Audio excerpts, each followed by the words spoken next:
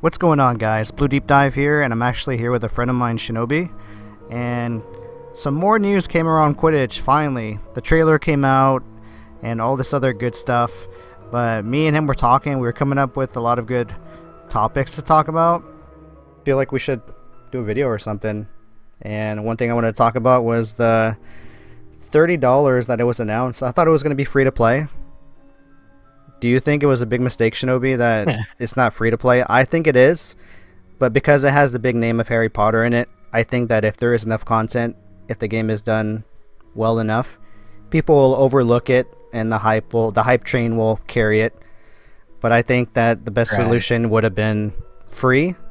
And then I know a lot of people don't like it. The battle pass, the cosmetics, but the game looks really good. So, I mean, what are your thoughts? $30 price tag, mistake or you let it go? I don't know. Personally, I don't have a problem with the price tag. I don't personally feel there is a problem there. I think like most people who love Harry Potter or like Harry Potter in general, like if they played Hogwarts Legacy, if they played the old World Cup game, they wouldn't have a problem with paying for it. But I think it does make like what they say, an entry barrier to allow other people to play the game. I think it'll stop some people from purchasing it, especially those who don't normally play these types of games.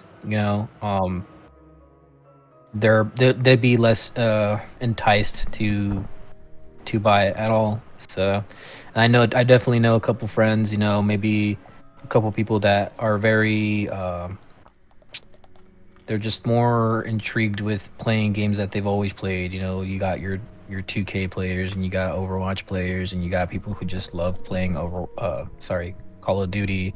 And the whole point is to try to intrigue them to try something new.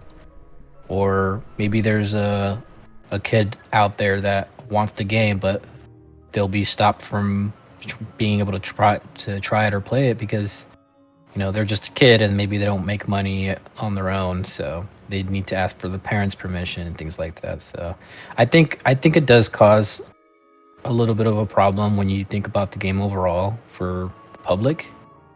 And you'll definitely get a smaller initial player base at first. So I think yes, they should have probably gone with free to play to start out with, in my opinion, and then obviously keep it there, because we've all seen the the patterns of gaming companies switching their pricing format, from a paid game to free, or from free to paid. Just Rocket League, just say it, Shinobi. Freaking Knockout City. Knockout City. Yeah. So it's a little bit annoying to see that happen, especially if maybe you're one of the early buyers, and then to find out maybe like a month or maybe a year later, the game decides to go free. So, but most important thing is you want to see the game stay alive. Especially for the bigger Harry Potter fans that love to play or used to play the old game.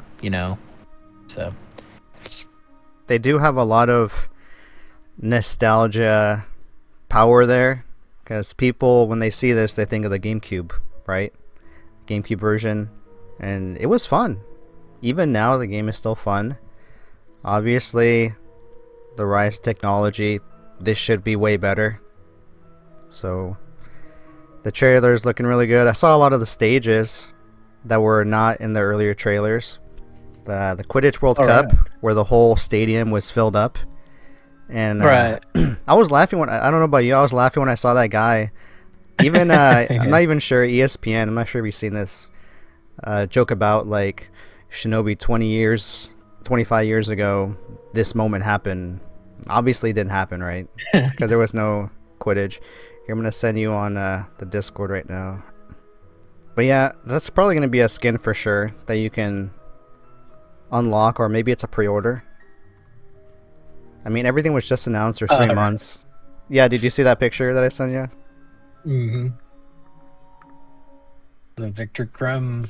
Oh yeah, Victor, not Ivan. I love this. Yeah, every like I have Facebook, right? And like that pops up every now and then. The 2015, 20, 25 years ago. Bet you now, like 5 years, it'll be 30 years ago this happened, and I like how they play along with that. But yeah, that's funny that he's in the game. Oh yeah, he's definitely I think one of those loved characters in the movies too. So Is he though? I think so. He's just another character to add in there. Yeah, he's definitely another character just to add, and you can play him. But you know, I'm gonna have a lot of fun. I'm gonna have a lot of fun, Shinobi, because I mean, I'll say it. Like everybody knows, you go woke, you go broke. Yeah. Weird. And like, I've seen a lot of games not do really well lately. And when I saw the trailer, I was surprised in a good way, because it just felt like how most of us have seen Harry Potter. You grow up, you want to go in that magical world, and Quidditch, you want to see more of it, and you're going to be playing with your friends, and it's like an adventure, right? And they say there's a career mode and stuff. It's all fun. It's like it's what everybody wants. There is nothing really being shoved in your face. It's just kind of like straight out of the books, straight out of the movies. So that was like a really genuine surprise that I think everybody needs something like this, right? yeah, that's actually a good point, because people really wanted this to be in the Hogwarts Legacy game, right? So I don't think they really had. If they had gone with the higher price point, at least it wouldn't have set well with a lot of players who purchased Hogwarts Legacy in the first place. And not only that, but you got to consider that if the game is anything close to like Rocket League, then you know, with that game being out on the market for free to play, it's kind of hard to argue, you know, for people to come over and you know, entice them to buy it in the first place. Yeah, there's always going to be people that, I mean, look at games like Fortnite, you know, the free to play, quote unquote, right? Free to play, but there's lots of cosmetics and stuff. And that's, if you do it right, that can work for Quidditch.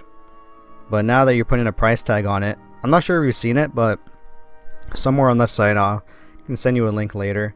But they said there's no microtransactions, which was a little weird. Because I'm pretty sure they're going to have a store. Hey, you can get the Ginny pack, right? The Gryffindor pack. And I don't see them making $30 on launch, and that's it. Like, maybe right now there's quote unquote no microtransactions, but I think once the game is released, then they're gonna come out with, hey, we just came out with this on launch. You can get this pack. You don't have to. And then there's this pack. There's definitely going to be a store. If there's no store, then how are you going to make money? It's like a money machine, let's be honest. Hello, I like money. As long as they're not like charging $20 a skin like other games are, and you do like $5, $2.99.